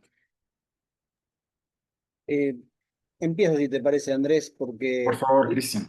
hay una cuestión ahí que por lo menos tiene que ver con la investigación mía, que me interesaba ver cómo las propuestas de Netflix, por ejemplo, tratan de reponer la historia, o sea, tratan de reconstruir la historia. Especialmente con una década a la cual yo me dedico mucho investigando, que es la del 80. Y a mí me parece interesante cómo hay una cierta repetición de clichés o de discursos típicos de época, que por un lado está bueno porque revitaliza mucho interés por otras décadas, del 70, del 80 o del 90, pero a mí me llama la atención muchas veces que hay como cierta homogeneización a la hora de poder representar los 80. ¿Qué 80 se representa? Aquí, quienes estamos en América Latina, atravesamos un contexto muchas veces de transición democrática en los 80, en nuestros 80 de América Latina, que aparece una presencia muchas veces dictatorial, después también de ciertas situaciones tensionadas con la democracia. Y cuando logré ubicar esta serie en Polonia, me llamó la atención y me pareció interesante porque digo, bueno, habla de cuestiones que se parecen, son más cercanas a nuestros diálogos latinoamericanos, desde una óptica de Netflix, ¿no? Pero sí se tiende a ciertos riesgos de tratar de contar o de reconstruir una historia pasada que está mediada por Netflix, que entra en una serie de estereotipos, de discursos que por ahí son muy similares, que tal vez si uno mira a lo largo puede encontrar a Stranger Things como una primera mirada hacia los 80, más vinculada a lo hollywoodense quizás, pero encontramos tal vez otras miradas hacia los 80 como Dark en Alemania, que también tiene cierta fuerza netflixiana o de Netflix. También El Pantano. Por ende, no todo es similar a la hora de contar un periodo como el de los 80 o el de los 90. Sí hay que tener como cierta vigilancia para ver cómo lo narra las plataformas. En este caso miro Netflix, puede ser HBO o puede ser Disney o Paramount. Creo que el rol de la investigación tiene que ser, bueno, tratar de encontrar esas grietas o esos lugares, esas endijas en las cuales uno puede empezar a detectar cómo las producciones audiovisuales del entretenimiento nos tratan de contar una historia y que nosotros y nosotras tratemos de tratar de tensionarlas o de ver que existen ciertos silencios, ciertos ocultamientos y demás. Eso es lo que yo pude tratar de ver con mi investigación. Magnífico, muchísimas gracias, Cristian. Gabriel, creo que quieres decir algo. Sim. Ah, na minha visão, até com base nesse meu trabalho, a questão mais desafiadora é a formação numa visão crítica do estudante. Isso se aplica a todas as áreas de design, né? Então, o desafio de construir essa visão reflexiva, crítica, que consiga se aprofundar na pesquisa, antes da produção, eu acho que é determinante para a gente pensar. E aí, um outro desafio que a gente enfrenta é a, as estruturas curriculares, né? das, das instituições de ensino, porque existe uma tendência de redução da carga horária Ujú. dos cursos. Então, essa abreviação dos cursos e esse desafio de formar um sujeito crítico, reflexivo, com foco em pesquisa na graduação, não pós-graduação, mas na graduação, eu acho que esse é o grande desafio que a gente enfrenta para dar conta das novas tecnologias, dessas padronizações, estandarização de linguagens, replicação de modelos prontos e essas questões que a gente traz aí sempre como reflexão. Muchísimas gracias. Justamente me gustaría que y creo que varios de ustedes lo han conversado, por ejemplo, Laura, cómo las tradiciones locales, y de hecho, Cristian, al recuperar, por ejemplo, lo que se está pensando en Alemania o en Croacia, eh, pueden ser relevantes, o Gabriel en Brasil, cómo las tradiciones locales pueden contribuir en un panorama global del diseño y evidentemente de la comunicación visual en general. Em, ¿Cómo, cómo recuperamos lo local? No sé si Sim, siga. é uma boa questão. No nosso contexto aqui de ensino de design do Brasil, eu vou falar mais do Rio Grande do Sul, mas isso se estende ao Brasil. A gente tem uma história de formação de design desvinculado da área da comunicação, na área da publicidade. No Ujú, Brasil, são áreas distintas: comunicação social, publicidade e propaganda e design. Então, isso é um outro desafio, né? Porque algumas questões de linguagens visuais que são tão presentes na comunicação, mm, às vezes faltam para o design. Então, essa questão do contexto nacional do design, eu acho que é um desafio que temos também. Por mais que a gente fale de uma formação abrangente, sistêmica, multidisciplinar ou interdisciplinar, a gente está falando de currículos de design independentes de comunicação, com poucas disciplinas compartilhadas, sim, mas acaba sendo um curso ah, separado, um curso célula. Então, para essa visão de uma formação robusta, consistente de design, localmente aqui no Brasil a gente tem esse desafio. Eu vejo que na Argentina tem uma outra configuração do design, que tem algumas disciplinas que falam de comunicação, publicidade, que falam de linguagens multimídia, que falam de design de eventos, de cenários. mm. Isso aqui não acontece, exceto em cursos de extensão, mas isso não é um padrão do ensino superior de design. O máximo que a gente encontra aqui são cursos de pós-graduação e extensão com uma carga horária reduzida. Não sei se contribuí com a reflexão. Genial, genial, sí, sí, sí, muy bien, Gabriel. Claudia, te escuchamos. Eu creio que a percepção dessas questões críticas, quando a gente discute a graduação, os estudos em design, elas variam bastante nessa perspectiva continental que a gente tem, né, local. Então, eu discordo um pouco do Gabriel no que diz respeito, né, acho que não só por estar em um outro espaço de localidade, a gente entende que cada vez mais essa perspectiva local, crítica, quando a gente fala muito do Nordeste do Brasil, do Norte, das perspectivas que tem trabalhado o design pós-década de 60, 70, que é muito mais conectado com perspectivas como a Laura nos propõe, né, de um design artesanal, de um design como prática do popular, ele tem resgatado, tem discutido essa relação cada vez mais próxima do decolonial, cada vez mais próxima de novos retornos à ancestralidade. Entretanto, a gente tem num eixo, né, Rio, São Paulo, talvez, né, um eixo de urbanidade, dessas urbanidades, né, que estão mais afetadas por um neoliberalismo de trabalho, né? Então são perspectivas muito mais mercadológicas, capitalistas, que têm trazido para a gente de que nós estamos à margem, né? Então, assim, existe um entendimento de que tem um design que já se produziu aí desde a década de 60, 70 em contato com essas práticas, né? Não é nada de novo, né? Esse design que tenta fazer esse resgate não é novo no Brasil, né? Então, até a própria perspectiva freiriana, né? A gente tem feito um trabalho muito interessante em discutir como que o design participativo, que tem seus fundamentos na Escandinávia, reconheceu recentemente a contribuição do Paulo Freire como base epistemológica para o que eles faziam na Escandinávia na década de 70.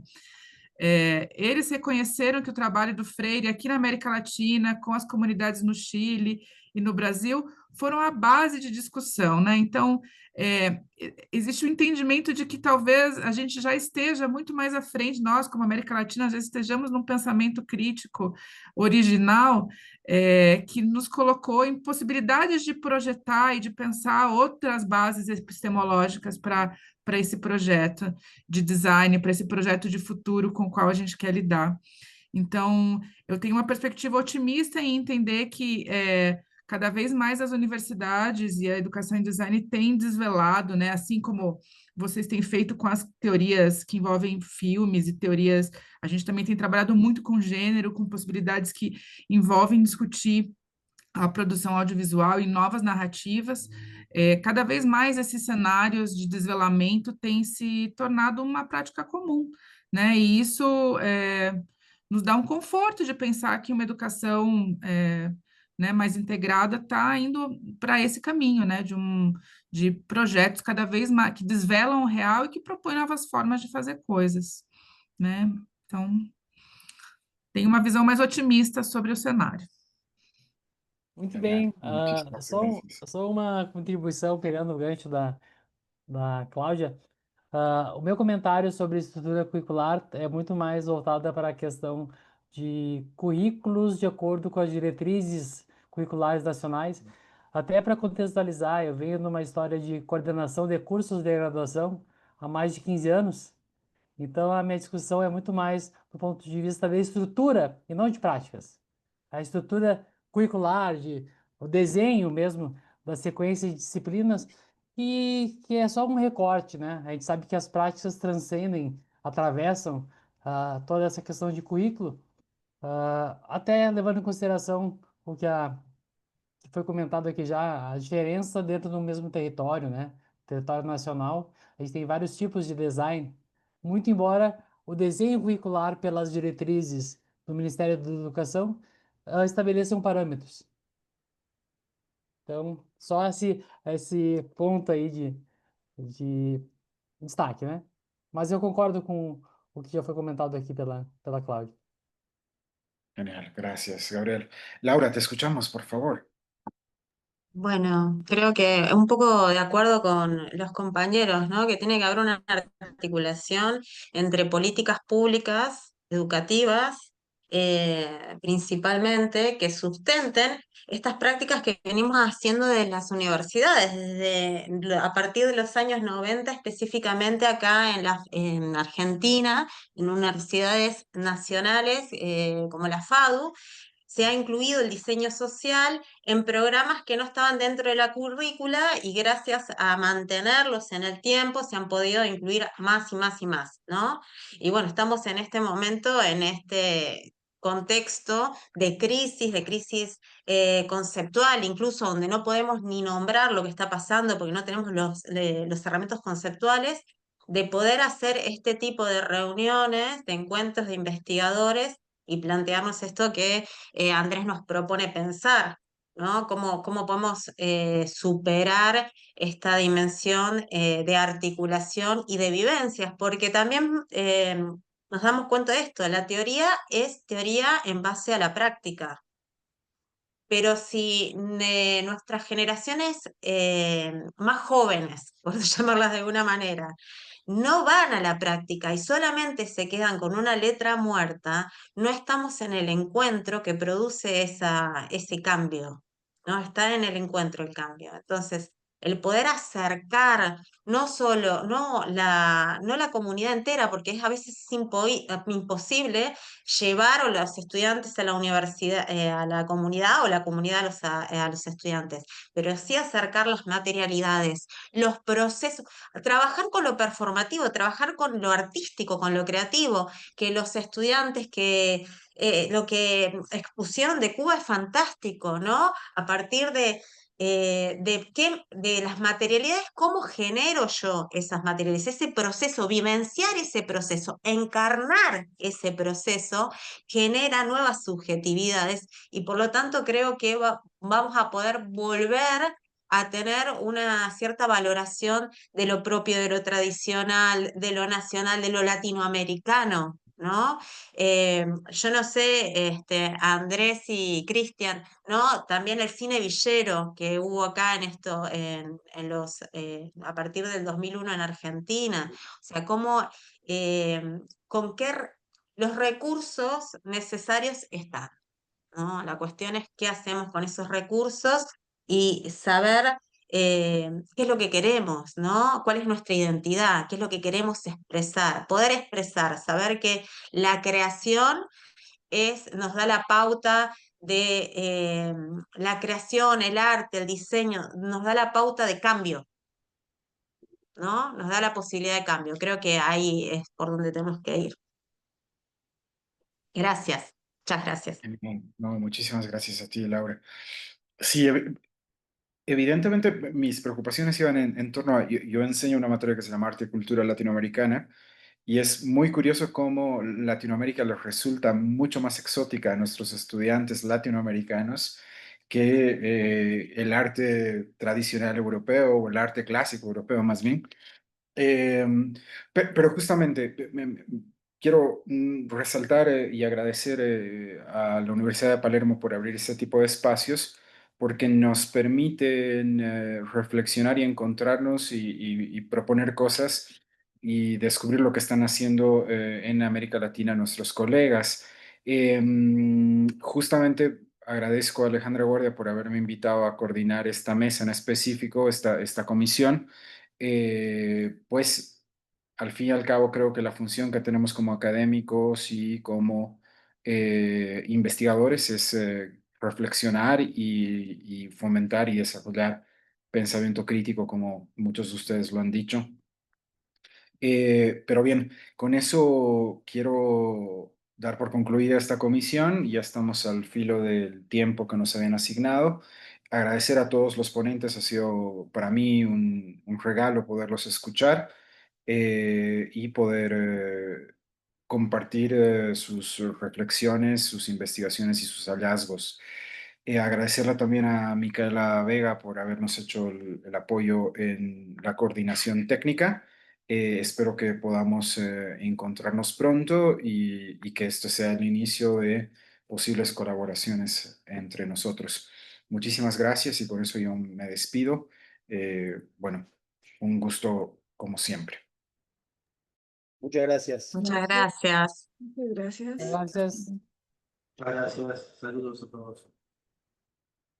Muchas gracias.